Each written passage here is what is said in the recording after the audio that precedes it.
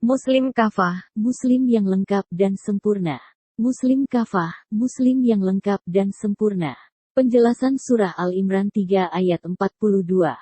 Dan ingatlah, ketika para malaikat berkata, "Hai Maryam, sesungguhnya Allah telah memilihmu, menyucikanmu dan melebihkanmu di atas segala perempuan di seluruh alam pada masa itu." 43. Wahai Maryam, taatlah Tuhanmu, sujud dan rukulah bersama orang-orang yang ruku. Allah Ta'ala melakukan sesuatu yang tidak lazim. Allah Ta'ala menceritakan khitab malaikat yang ditujukan kepada Maryam a.s. atas perintah dari Allah Ta'ala yang isinya menyatakan Allah Ta'ala telah memilihnya menjadi wanita yang terpilih, karena ibadahnya yang banyak, zuhudnya, kemuliaannya, dan kesuciannya dari semua kotoran dan godaan setan. Allah Ta'ala memilihnya kembali dari suatu waktu ke waktu yang lain karena kemuliaan yang dimilikinya berada di atas semua wanita di dunia pada masanya. Maryam harus meneguhkan panggilannya sebagai Muslim sejati. Dia disuruh sepenuhnya tunduk dan taat kepada Allah Ta'ala. Islam artinya tunduk dan taat. Surah Al-Imran 3 ayat 44. Itulah sebagian dari berita-berita gaib yang kami wahyukan kepadamu, Muhammad, padahal engkau tidak bersama mereka ketika mereka melemparkan pena mereka untuk mengundi siapa di antara mereka yang akan memelihara Maryam. Dan engkau pun tidak bersama mereka ketika mereka bertengkar. Dikatakan juga, yakni kamu, hai Muhammad, tidaklah bersama mereka. Karena itu, lalu kamu dapat menceritakan kepada mereka kejadian yang engkau saksikan. Melainkan Allah memperlihatkannya kepadamu hal tersebut, seakan-akan kamu ikut hadir dan menyaksikan apa yang terjadi di antara mereka ketika mereka melakukan undian perihal Maryam, yakni siapakah di antara mereka yang akan memelihara Maryam. Demikian itu dilakukan karena keinginan mereka untuk mendapat pahala Allah SWT. Quran suci membuat kita melihat aktivitas yang terjadi di surga di tengah para malaikat.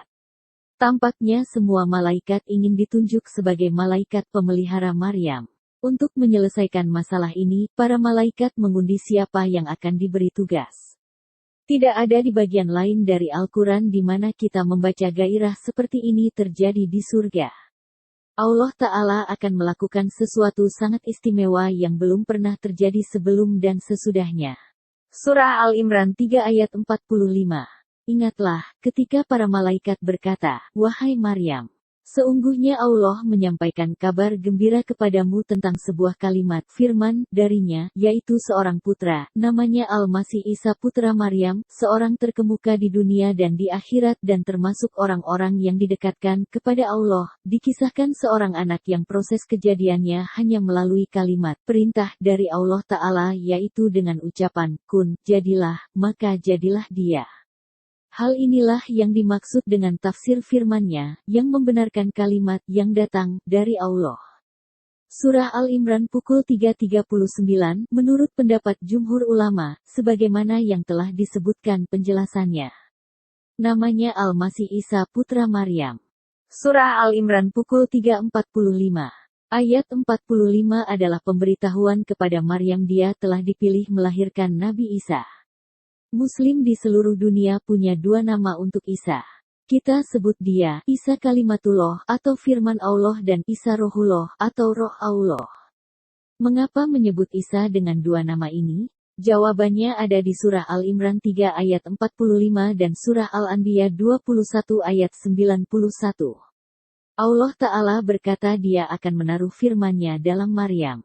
Apa atau siapa, firman Allah Ta'ala? Untuk memahami lebih lagi, firman Allah Ta'ala, dan kami jadikan dia dan anaknya sebagai tanda kebesaran Allah bagi seluruh alam. Surah Al-Anbiya 21 ayat 91. Yakni bukti yang menunjukkan Allah Ta'ala Maha Kuasa atas segala sesuatu, dan bahwa dia dapat menciptakan apa yang dikehendakinya. Sesungguhnya apabila dia hendak menciptakan sesuatu, tinggal mengatakan kepadanya, jadilah kamu, maka jadilah ia. Mengapa kita merujuk Isa sebagai Isa Kalimatullah dan Isa Rohullah? Quran suci menyatakan dengan tegas, Isa adalah firman, kalim, dan roh, ruh Allah. Tidak ada orang atau nabi lain yang menyandang sebutan ini. Kalimat dan ruh Allah Ta'ala yang ditaruh di dalam Maryam menjadi daging dalam bentuk bayi.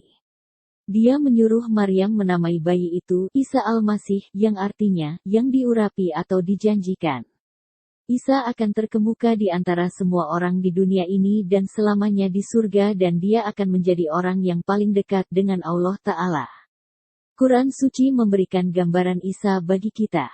Dia adalah kalim, ruh, Allah yang diurapi dan tanda bagi semua bangsa. Surah Al-Anbiya 21 ayat 91.